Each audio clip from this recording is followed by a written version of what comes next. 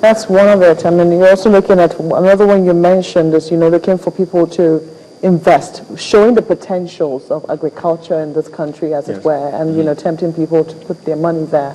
But, I asked Mr. Folusha this question. It's also something you talked about as to how this can happen without necessarily crowding out, the small subsistence farmers, those who do this, who have been doing this for donkey years in the rural areas. Because what you most likely might find, what some people do fear, is that this might actually crowd them out. You see that happening. Well, you cannot crowd them out, because if you have food import bills as high as $10 billion a year, if you're spending about 60 cents out of every dollar you earn, clearly you're not producing enough. You're clearly not producing enough. Okay? Therefore, what we're trying to do, in fact, as a matter of fact, even for people who are already engaged in subsistence farming,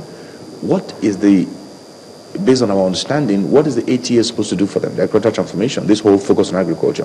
What you should do for them, in my view, is to help them with improved seeds, to improve their yields, improve their earnings, and give them added reasons to continue to do what they're doing. Okay? That's a very, very important aspect of it. One other thing is to, again, support them with infrastructure needed to improve access to markets. Okay? It is also to help them, guide them through some business management practices, because there are a lot of people who have investments who just don't know how to manage those investments, no matter how little it is. Okay?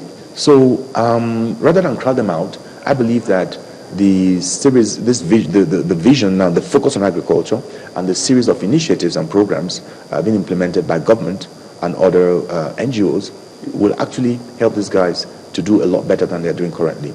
Okay. Well, one of the instances he also gave, Mr. Folusha, was talking about how, governments can be like a developer who comes out and clears out land and, to encourage people. But like a developer, there are many other infrastructure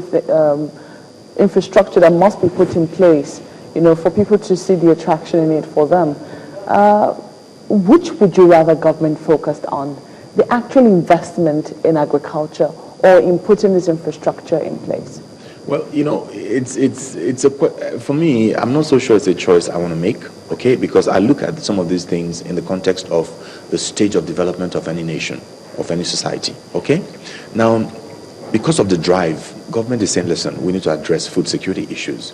We need to address employment issues. We need to, we need to address even social empowerment issues. You need to look at it, okay? We need to even improve school enrollment, okay? And the whole idea is to say, listen, we have a group of people who operate in this sector. Majority of our workforce, Nigeria's workforce, are employed in the agricultural sector today, okay? About 40% of our population is employed in agriculture. That's huge, okay? Then I'll say, okay, at this point in time, there are significant difficulties with finance, significant difficulties with inputs, significant inputs with innovation, technology.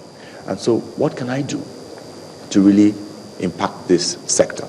I can say, okay, rather than have someone, say, take a loan from a bank and then now begin to use it to clear land, a bank or a financial institution does not recognize land clearing. As far as they're concerned, they don't see any value in it. A bank that gives you loan for agriculture will be interested in seeing what you got out of it, the output from it. You sell it and you pay them back their money. So government can say, listen, from the perspective of developmental intervention, let us then undertake to clear the land as an incentive for people to at least say, okay, fine, further mitigate the risk associated with lending to them. Now, that's a very important intervention.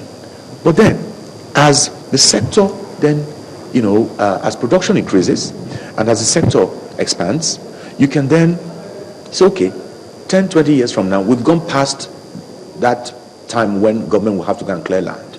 Okay, maybe because the financial system would have gained better understanding of the importance of that. The importance of that, or come up with more innovative and risk mitigating strategies for managing loans associated with agriculture. And therefore, people can then approach, say, these institutions on their own, and therefore access the credit they need, and government will no longer have to do it. So I'm saying, look at it in terms of the stages of development. At this point in time, is it something that government should do? I believe it is something that government should look at. And it's not the first time. After all, we had something called the Nigerian Agricultural Land Development Authority, even under the military. Because even then, it was understood that agricultural land was an issue, access to it was an issue, preparation of this land was an issue, and its tilling and stuff was an issue. Okay? But what is different this time is that there is a mass movement, there's a mass mobilization, okay, which is really why we're doing what we're doing, to really impact the consciousness of Nigerians to say, this is not about government alone. This is a viable career sector. This is a viable sector in which you can build a career. This is a viable sector in which you can actually make investments. That's what we're trying to do with the summit. We'll have to let it go here. Frank Weko Jr. is the Director General, Nigeria Economic Summit Group. Thank you for coming on this morning. Thank you.